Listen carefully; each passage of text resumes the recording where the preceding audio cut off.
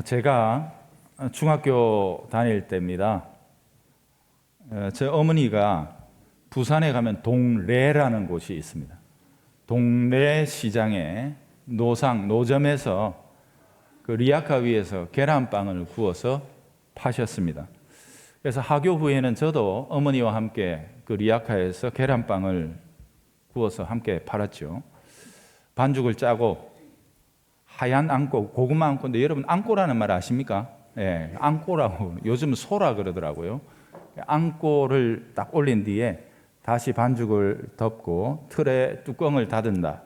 그 다음에 적당하게 앞뒤를 돌려가면서 이렇게 구우면 아주 맛난 계란빵이 완성이 됐습니다. 누가 구워도 계란빵의 모양이 똑같았습니다. 좀 태우거나 덜 익힐 수는 있어도 모양은 항상 같았어요. 왜냐하면 그 틀이 모양을 딱 잡아주고 있기 때문에 그렇죠. 절대로 계란빵에서 계란빵 틀에서 붕어빵이 나오는 법은 없습니다. 여러분, 신앙도 틀이 중요합니다. 성경에서 나온 바른 원리, 바른 교리를 따라서 신앙의 내용을 담고 그 틀 안에서 익혀 나가야 합니다.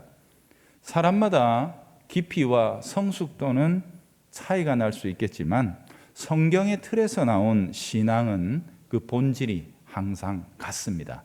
그건 우리에게 달린 문제가 아니라 틀이 결정하는 문제이기 때문에 그런 겁니다. 그래서 지난 사순절 기간 동안에 우리 신앙의 틀에 해당하는 몇 개의 주제를 제가 다루었죠. 교회, 예배, 성찬 이런 것들입니다. 특히 저는 이 모든 것들이 다 신비다라는 신비라는 이 키워드 속에 담아서 전하려고 애를 썼습니다. 비유적이지만 비유 이상의 실제가 그 속에서 역사하고 작동하고 있다는 의미에서 그렇다고 했습니다. 그래서 예배는 단지 인간들만의 회합이 아니고 성찬도 단순히 우리들이 기념하는 기념식이 아닙니다. 교회가 그리스도의 몸이라고 말씀하신 것도 마찬가지다라고 그렇게 했죠. 이게 바로 성경이 우리에게 잡아주고 있는 틀인데요. 우리의 신앙은 바로 이 틀 안에 머물면서 거기에서 무르익어 가야 하는 것입니다. 제가 근본에 신비라는 키워드를 통해서 교회, 예배, 성찬이라는 주제를 다루었는데 이게 궁극적으로는 바로 오늘 곧 이 부활절 설교를 하기 위한 밑판 깔기였습니다. 기초를 쌓아놓은 거죠. 오늘 드디어 대단원에 그 모든 설교들을 통합하고 마무리하는 것입니다. 왜 그것들이 우리들의 신앙생활에 있어서 신비로 존재할 수 있고 또 신비로서 우리의 삶에 실제적으로 역사할 수 있느냐 하는 그 근거가 바로 부활에 있기 때문에 그렇습니다. 교회와 예배와 성찬이 신비인 이유는 그것들이 부활하신 예수님과 직접적으로 연계되어 있기 때문에 그렇습니다. 즉 우리 주님께서 지금 부활 승천에서 영광 얻으시고 계시는 그 주님의 현재 상태와 이 신앙의 주제들 혹은 이 신앙의 행위들은 결단코 분리할 수 없는 숙명적인 연결 가운데 있다는 사실을 기억하라는 뜻입니다. 하나씩 상기하면서 지난 모든 한 7주 정도의 설교를 지금 매듭지어 보겠습니다. 첫째, 교회입니다. 과연 교회가 그리스도의 몸이라면 몸은 반드시 머리와 연결되어 있어야 합니다. 그래야 생명이 유지되고 살아있는 겁니다. 머리와 분리된 몸, 둘 다 살아있는 거 아니지요. 그죠? 그런데 머리는 하늘에 계시는데 몸은 땅에 있네요. 도대체 이 둘이 어떻게 연결되어 있단 말입니까? 그 연결점이 뭡니까? 성령 하나님이십니다. 성령 하나님이 연결하십니다. 예수의 영이신 그 성령님이 우리 안에도 함께 거하심으로 무소부재하신 성령님의 그 거룩하신 영광과 능력의 특성을 따라 성령을 통해 하늘에 계신 그리스도, 우리의 머리와 땅에 있는 교회, 곧 몸이 신령한 연합 가운데 거할 수 있게 해 두신 것입니다. 그래서 교회 선택 정말로 중요하다고 그랬습니다. 아무 교회나 선택하시면 안 됩니다. 그리스도와의 온전한 진리의 연합이 있는 교회를 선택하셔야 되는 거죠. 왜 꼭 이 교회여야 하는가? 여러분의 신앙 고백이 분명해야 합니다. 이게 특히 코로나를 지나면서 완전히 다 한국 교회 지금 해체되고 뭉개져 버려가지고 안 가면 어때? 유튜브로 드리면 되지. 이게 지금 희한한 문화가 형성되고 말았다는 거죠. 자, 그 다음에는 예배입니다. 예배는 사람들만 모여 있다고 해서 예배가 되는 게 아닙니다. 왜요? 예배는 받으시는 분이 계신 그곳에서 예배가 발생하는 것이기 때문에 그렇습니다. 그래서 제가 올라가는 임재라고 그랬습니다. 왜냐하면 예배 받으시는 분이 하늘에 계시거든요. 성령님이 우리의 영을 주님 앞으로 이끌어 올려 그분과 교통하며 예배할 수 있도록 이끄신다. 그렇게 설명했는데 이게 꽤 어렵다는 피드백이 좀 있더라고요. 자, 그런데 여러분 보세요. 주님께서 성령으로 우리에게 내려오신다 해도 되는데 왜 굳이 우리의 영이 성령님을 힘입어 부름받아 그분의 임재 앞에서 하늘에서 예배를 드리는 것이다. 사실 우리의 몸의 경험과는 좀 참 멀기만 한 왜 이런 이야기를 자꾸 하고 있느냐 하는 것 아닙니까? 이게 바로 예배의 본질 때문에 그런 것입니다. 그게 우리가 히브리서 12장을 통해서 말씀드리고자 했던 내용입니다. 가만히 보니까 이 예배가 지금 우리만 예배하고 있는 게 아니더라는 것 아닙니까? 계시록을 보았죠. 계시록에 의하면 부활의 날입니다. 곧 오늘 우리처럼 모인 이 주일날에 사도 요한이 성령님의 이끄심을 받아 하늘에 그 영광스러운 천상의 예배 자리로 부름을 받아 나갑니다. 그게 계시록에 나오죠. 몸이 간 것인가요? 아닙니다. 몸은 여전히 밤모라는 섬에 죄수로 묶여 있습니다. 그 상태에서 그의 영이 성령의 능력으로 하늘의 예배에 이끌려 올라갔던 것입니다.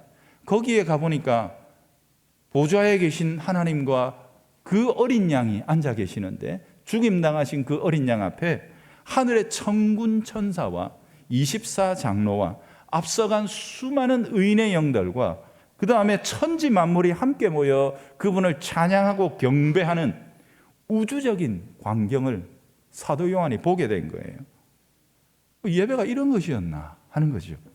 또 그 어린 양이 인을 떼심으로 비로소 이 땅에 있는 역사가 진전이 되어서 마침내 최후의 심판의 날까지 그 어린 양이 역사를 주관하며 지배하고 계신다는 사실을 거기에 가서 예배의 현장을 통해 보게 된 건데 그게 바로 요한계시록의 내용이죠. 그러니까 사도 요한이 깨달았던 예배의 참된 실상을 이랬던 겁니다.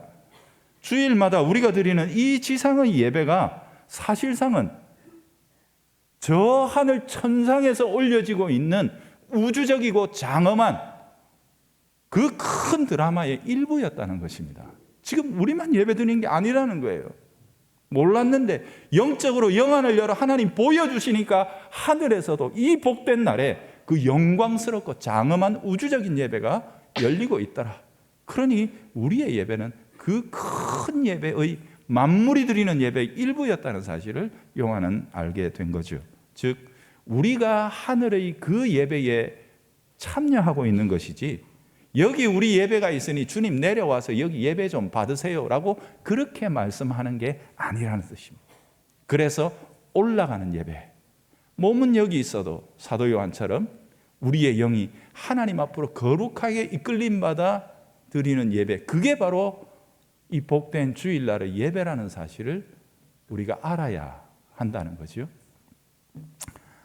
그러니 예배 자체가 놀라운 신비라는 것입니다. 땅과 하늘이 만나는 것이며 땅이 하늘에 참여하는 거예요. 우리가 이걸 쫓고 추구해야 합니다. 내 육신의 눈에 보이지 않으니까 없다고 하지 마세요. 그것은 눈으로 보는 것이 아니라 약속된 말씀을 믿음으로 보는 것입니다. 말씀이 그 사실이 있다고 선지자들을 통해 사도들을 통해 기록하고 우리에게 남겨 보여주셨으니 이게 예배의 정형이니 너는 예배를 드릴 때마다 이 틀에 맞추어 너의 예배도 그렇게 하나님 앞에 온 몸과 함께 영으로 참여하라고 우리에게 가르쳐 주고 있는 거예요. 이걸 지식이라고 하는 것입니다. 이거 제가 만들어낸 건가요? 아니요, 성경이 그렇게 말하고 있는 겁니다. 성경은 그렇게 가르치고 있는데 우리가 그걸 모르고 관심이 없으니까 그 틀 밖에서 자꾸 예배를 생각하고 디자인하는 거예요. 그러다 보니까 자꾸 인간이 감성적으로 만족하는 쪽으로 예배를 꾸미는 거예요. 인간의 만족, 거기에 호소하고 유도하고 예배를 디자인하는 겁니다. 그게 여러분 작금의 현대 교회의 예배가 얼마나 많은 부분에서 세상의 쇼처럼 자기적이고 감성적인 장치들을 불러들였는지 모릅니다. 그런 것에 감정적으로 이끌리는 것을 은혜라는 말로 호도해가지고 점점 더 감각적으로 사람의 입맛에 맞춘 쪽으로 흘러가고 있는 것이 오늘날 예배의 참으로 안타까운 실상인 거예요. 사랑하는 여러분, 그러나 분명하게 아셔야 합니다. 예배에는 굳이 그런 게 필요 없습니다. 예배 자체가 신비요, 비교할 것 없는 체험입니다. 오늘 우리들의 예배, 여러분 얼마나 감격적이고 기쁩니까? 오늘 찬양대가 찬송을 한 곡만 더 했는데도 불구하고 얼마나 이것이 풍성하고 우리들 가운데 얼마나 풍요로운 은혜로 자리를 잡고 있습니까? 그러니 예배에 있어서는 인간이 자꾸 무리할 필요가 없는 거예요. 예배 그 자체가 신비입니다. 우리에게 필요한 것은 기교가 아니라 지식입니다. 참으로 우리가 드리는 이 예배의 현장, 이 예배가 무엇인가를 아는 지식이에요. 그것이면 충분해요. 성경이 가르치는 대로만 예배를 받아들이면 지금 우리는 땅에 있으나 하늘을 동시에 살아가고 있는 것입니다. 지금 예배드리는 이 복된 약속의 날, 이 복된 예배의 시간에 하늘의 그 장엄한 우주적인 예배가 함께 펼쳐지고 있으니 이 땅의 예배와 하늘의 예배가 합하여 어린 양이신 그분을 영광스럽게 하고 있다는, 말로 다 할 수 없는 이 감격 속에 우리가 사로잡혀 예배를 드려야 하는 것입니다. 하늘과 땅을 동시에 울리며 참여하는 이 놀라운 시간 속에 지금 우리가 들어와 있는 것입니다. 땅과 하늘이 통하는 시간, 그게 바로 지금 이 예배의 순간입니다. 그래서 저는 예배 인도자로서 이런 마음을 몇 차례 나누었습니다. 이 예배의 시간은 너무도 특별한 시간이라 너무 간절하게 그 하늘에 속한 게 확 쏟아져 내려오면 좋겠어요. 그래서 여기에 있는 우리 성도들이 그 하늘의 권능을 실제로 받아서 약한 자가 힘과 용기를 얻고 병든 자가 낫기를, 낙심한 자가 소망을 얻게 되기를, 지친 자가 활력을 얻게 되기를, 인생의 문이 꽉 닫혀 답답한 자가 뻥 뚫리는 그 새로운 능력과 역사를 체험하는 예배가 되기. 왜요? 그게 가능하기 때문에 그렇습니다. 우리가 사모하는 그릇을 준비하면 채워주십니다. 그러니까 예배 별거 있겠어? 늘 하는 거고 그런 거지. 오늘 또 목사가 무슨 좋은 말 한두 마디 하나 한번 들어보자, 이 정도밖에 기대감을 안 갖고 여기에 나오면 예배는 별게 없는 겁니다. 실제로. 그러다가 저 밖에 나가면서 다 반납해놓고 나가버리고. 그렇지 않습니까, 여러분? 그게 우리들의 예배가 아니기를 바랍니다. 우리의 예배가 참으로 어떤 것인지를 알며 참여할 수 있어야 합니다. 땅에서 예배드리는 이 순간은 하늘에서도 장엄한 영광스러운 엄청난 우주적인 예배가 함께 펼쳐지고 있는 것이다. 이건 우리의 눈으로 봐서 아는 게 아니고 약속의 말씀으로 아는 것입니다. 그게 믿음으로 안다는 거예요. 믿음의 거룩한 영적 비전을 열어서 그 사실이 우리에게 현실이, 이게 바로 우리의 틀인 겁니다. 이 속에 우리의 생각을 둬야 합니다. 이 속에 우리의 감정을 둬야 합니다. 이 속에 우리의 확신을 두어야 합니다. 그게 바로 아까 제가 이야기했던 계란빵 틀과 똑같은 거예요. 벗어나지 않는 거죠. 성찬은 이미 한 3주 정도 충분히 말씀드렸으니까, 다만 성찬이 예배의 제일 드라마틱한 부분이다, 이것만 말씀드리면 더 알겠죠. 그러니 성찬은 정말 복된 거예요. 그냥 귀로만 듣는 게 아니고 입으로 그냥 씹고 뜯고 맛보고 즐기고, 이게 성찬이거든요. 은혜를 그렇게 맛보는 거예요. 엄청난 은혜지요. 그러니 이 복을 우리가 자주 누려야 하는 거죠. 자, 이제 오늘 본문으로 정리하겠습니다. 이처럼 성경은 우리들의 신앙생활이 교회와 예배와 성찬이라는 이 틀을 통해서 하늘과 자꾸 연결되도록 몰아갑니다. 땅에서 행하는 신앙의 행위인데 그게 땅의 것이 아니고 하늘과 직접 연결되어 있다는 사실을 자꾸 자꾸 우리를 훈련시키고 계시는 거예요. 비록 땅에 살지만 하늘의 원천으로 삼아 항상 하늘과 통해야만 우리가 살아낼 수 있음을 끊임없이 상기시키는 거예요. 골로새서 말씀 역시 이 사실을 강하게 외치고 있는데요. 특별히 우리가 이 골로새서 3장에 주목하는 것은 이 모든 일이 우리가 부활에 참여했다는 사실을 근거로 하고 있기 때문에 그렇습니다. 그게 1절입니다. 그러므로 너희가 그리스도와 함께 다시 살리심을 받았으면, 부활이죠. 부활에 참여했으면 위의 것을 찾으라. 거기는 그리스도께서 하나님 우편에 앉아 계시느니라. 우리가 위의 것을 찾아야 하는 이유는 명확합니다. 그리스도의 부활에 함께 참여했기 때문이라 하는 것입니다. 부활을 믿는 자는 하늘을 바라보고 열망하며 살아야 합니다. 바울은 곧장 위를 바라본다는 게 뭐냐, 위의 것을 찾는다는 게 뭐냐, 그걸 거기라는 단어로 이끌며 우리에게 아주 명쾌하게 설명해 주고 있는데요. 거기, 그리스도께서 하나님 우편에 앉아 계신다, 이 사실입니다. 이게 하늘에 있는 현실입니다. 바로 이 말 속에 우리들의 소망이 담겨 있고 또 우리들의 소명이 담겨 있습니다. 이 두 가지를 합쳐놓은 말이 바로 이 짧은 한 문장인 거예요. 소망이 뭔가?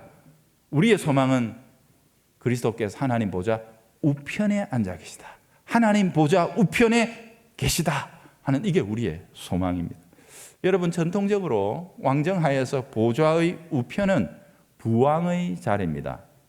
왕이 있는데 왕에게서 왕의 모든 권위와 통치의 권세를 위임받아가지고 대리 통치해보는, 실습해보는 거예요. 소위 말하면 우리식으로 얘기하자면 주로 아들이 앉는 거예요. 그래서 거기에서 왕의 권세를 대리 행사하면서 대리 통치하는 자리, 그게 보좌 우편이거든요. 근데 예수님께서 거기에 몸으로 앉아 계시다라고 이렇게 바울은 이야기하는 겁니다.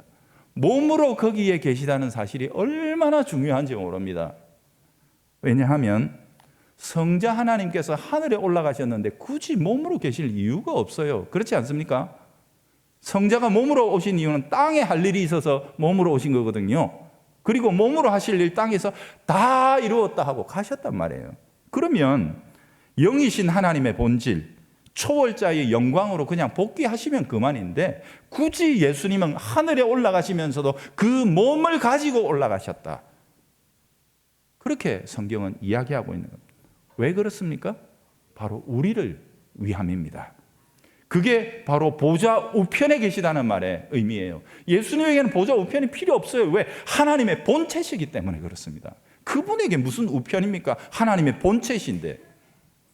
그 자리가 우리가 앉을 자리라는 걸 가르쳐 주는 거예요. 그 자리가 우리 거라는 것을 몸으로 올라가서 거기에 확보하고 보증하시고 거기에 머물러 계심으로 우리에게 확신 주시는 것입니다. 이 자리가 너희 자리다. 그래서 부활하신 예수님 그 몸에 하나님께서 주시는 영광 전부 다 받아서 그 보좌 우편에 앉아서 우리에게 담보하고 계시는 것입니다. 그래서 자꾸 거기를 보라고, 거기를 봐야 한다고 성경이 우리에게 말하고 있는 겁니다. 우리의 영광은 몸으로 계신 그리스도 안에 다 이렇게 들어가서 그리스도가 하나님 보좌 우편에 앉아서 가장 안전하고 가장 완전하고 거룩하고 영광스러운 그곳에서 꽁꽁 지키고 계신다라는 것입니다. 그게 바로 3절과 4절이 가르쳐주는 내용이에요. 너희 생명이 그리스도와 함께 하나님 안에 감추어져 있다. 감추어져 있다는 건 숨겨놨다는 뜻이 아니고 뭐냐 하면은 안전하게 보관되어 있다 하는 뜻입니다. 우리의 생명이신 그리스도께서 나타나실 그때에 너희도 그와 함께 영광 중에 나타날 것이다. 그래서 주님이 거기 계시니 내 영광은 거기에 있는 것입니다. 내 생명은 땅이 아니라 거기에 있는 것입니다. 그래서 우리가 자꾸 우리 육신의 생명이 어떻게 되고 저떻게 되고 하는 것에 그렇게 과도하게 우리의 궁극적인 소망이나 관점을 두고 있지 않은 거예요. 왜? 우리의 진짜 생명은 거기에 있어요. 우리가 이 땅에 살아가는 동안에 꼭 부자가 돼야 되겠다고 아둥바둥, 아니 열심히는 살아야 되겠죠. 그게 우리의 궁극적인 목적이 될 수 없는 것은 우리 영광이 거기에 있기 때문입니다. 우리의 부요가 거기에 있기 때문에 그렇습니다. 그리스도가 몸으로 그 모든 것을 다 받아 보좌 우편이라는 그 통치의 자리, 그 권능의 자리에 앉아 이 자리가 네 거다라고 우리에게 증거하고 계시기 때문에 그렇습니다. 성령님께서 우리를 야 교회를 좀 봐라, 야 예배 잘 드려라, 야 성찬 봐라 이러면서 이 틀 속에 꽁꽁 자꾸 묶어 우리의 시선을, 우리의 생각을 그 틀 안에 집어넣고 빵빵 찍어가면서 우리를 자꾸 하늘을 바라보는 사람으로 우리를 만들어 가시는 이유가 여기에 있는 겁니다. 여러분 바울도 그러잖아요. 그게 바로 2절이거든요. 부활했니? 그렇다면 그리스도와 함께 부활한 자라면 위의 것을 생각해라. 땅의 것을 생각하는 법이 아니다. 그 틀의 문제라는 것입니다. 가치관이며 비전의 문제라는 거예요. 신앙이나 우리의 삶의 모든 요소를 어떻게 하든지 하늘의 관점과 연결해서 하늘에 있는 것들과 연결해서 생각하고 판단할 줄 아는 사람이 되라고 우리에게 말씀하고 있는 거죠. 이게 우리의 소망입니다. 이 소망의 관점에서 보면 여러분 우리는 승리자입니다. 바울은 절대로 이걸 놓치지 말라고 말씀하는 거죠. 두 번째 우리의 소명입니다. 그게 뭐냐 하면 그리스도께서라는 이 단어 속에 담겨 있어요. 지금 하늘의 영광을 담보해서 꽁꽁 자기 몸에 다 받아서 지키고 계시는 예수님을 뭐라고 부르는가 하면 그리스도라고 부릅니다. 여러분 그런데 어울리지 않아요. 왜? 그리스도는 땅에 계신 주님을 가리키는 말이거든요. 그렇지 않습니까?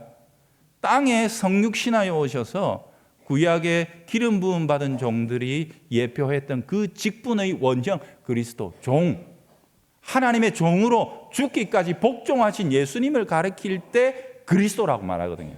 근데 하늘에 계신 그리스도가 그 영광을 얻으셨다. 그리스도, 그분이라고 표현하는 거 왜죠? 바로 땅에서 죽기까지 복종하신 그분이 그 영광을 받으셨다. 이 구도 속에서 말하는 겁니다. 곧 우리가 사는 삶, 곧 땅에서 우리가 지금 거하고 있는 이 삶의 본질이 뭐냐, 이걸 지금 가르쳐 주고 있는 거예요. 그게 뭐냐면 순종의 삶이라는 거예요. 종의 삶이며 십자가의 삶이라는 사실을 우리에게 상기시키는 거예요. 이 땅에서 그리스도로 살았던 그분이 하늘의 영광 보좌 우편에 앉으셨듯이 그리스도가 이 땅에서 걸어갔던 고난의 길, 십자가의 길, 순종의 길을 걸어가는 자들이 그 영광의 자리를 함께 계승한다는 사실을 우리에게 보여주고 있는 거죠. 그래서 자꾸 하늘 보라는 거예요. 왜? 땅의 삶은 힘겹거든요. 그래서 주님이 십자가 지고 따라오는 삶이라 하셨거든요. 그러니까 땅의 삶은 그리스도적 고난의 삶인데 그걸 이겨내려면 하늘 봐야 되는 거예요. 그리스도적으로 살다가 하늘의 영광 얻으신 그분 바라봐야 이 땅의 삶을 이겨낼 수 있다는. 그래서 자꾸 하늘하고 연결시키는 거예요. 안 그러면 땅의 영광 바라보고 살면 천박한 사람 됩니다. 땅에 속한 사람 됩니다. 땅만 바라보는 사람 되는 거예요. 그렇죠? 그렇기 때문에 우리에게 자꾸 하늘 바라보라 하는 거예요. 여러분 성도의 삶은 지극히 단순합니다. 하늘의 것으로 땅을 이기는 삶입니다. 여전히 우리의 육체와 우리의 육신은 땅에 끌리면 저도 마찬가지거든요. 땅에 좋은 게 얼마나 많은데요. 갖고 싶은 게 얼마나 많은데요. 갈망하고 있는 게 얼마나 많은데요. 그러나 그 순간마다 즉시로 눈을 들어 하늘에 그리스도께서 나를 위해 예비하고 계시는 그 영광을 보는 겁니다. 그분이 보좌 우편에 앉으셨다는 그 사실에 내 마음을 다시 한번 집중하는 겁니다. 그러면서 이 땅의 삶을 살아갈 때 하늘의 영광과 있다 살아가야 한다는 그 틀 속으로 나를 다시 몰아넣는 거예요. 그러면서 하늘의 보좌를 바라보며 이 땅의 삶을 이겨내는 것입니다. 오직 그걸 붙들기 위해 위와 연결된 성령님의 틀, 교회에 집중하고 예배에 집중하고 성찬에 집중하면서 그 틀을 통해서 하늘을 맛보면서 살아가기를 소망하는 거죠. 이걸 놓치면 살아도 산 게 아닙니다. 그리스도인으로서는 살아도 죽은 열매만 맺는 삶을 살게 되는 거죠. 사랑하는 성도 여러분, 바로 이 성경이 우리에게 가르치고 있는 그리스도와 함께 부활에 참여한 자들의 삶, 그 삶을 이루며 사십시오. 땅에서는 그리스도적 소명의 길을 걸으며 그 길을 결코 우울하게 걷지 않아도 됩니다. 왜? 그리스도가 얻으신 영광과 승리가 하늘에 있기 때문에, 거기 있기 때문에 막연하지 않으려고 주님이 몸으로 그걸 하늘에서 보관하고 계시면서 여기가 네 자리다 하고 확보하고 계시니 우리의 삶은 너무도 선명한 것입니다. 지난 우리 사순절 특별히 그 고난주간 새벽기도 시간에 제가 말씀드렸습니다만, 우리 예수님께서 땅의 모든 삶을 다 이루었다라고 선언하신 자리는 나사로를 살리신 그 기적의 자리도 아니었고 오병이어를 베푸신 권능의 자리도 아니었습니다. 십자가 위였습니다.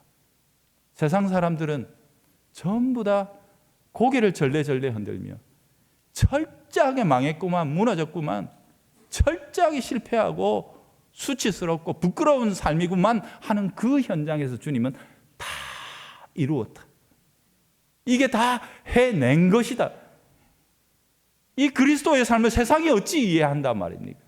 그러나 주께서는 그 삶 이후에 주어질 하늘의 영광을 아셨고 보셨기에 거기 위해서 다 이루었다 선언하실 수 있었던 거예요.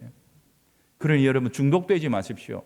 세상의 높은 자리에 앉아야, 큰 집을 누려야, 큰 차를 타야, 무슨 높은 권세 있는 명함을 가져야 이루었다라고 말하는 것 지극히 세속적입니다.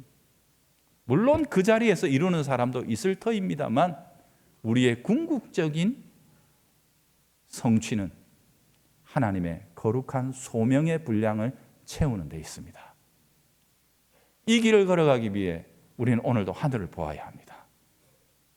위의 것을 생각하고 땅의 것을 거절하면서 하나님께서 우리에게 주신 이 복된 믿음과 소망의 길을 걸어갈 수 있는 부활의 사람들, 예수 그리스도의 종들이 되기를 바랍니다.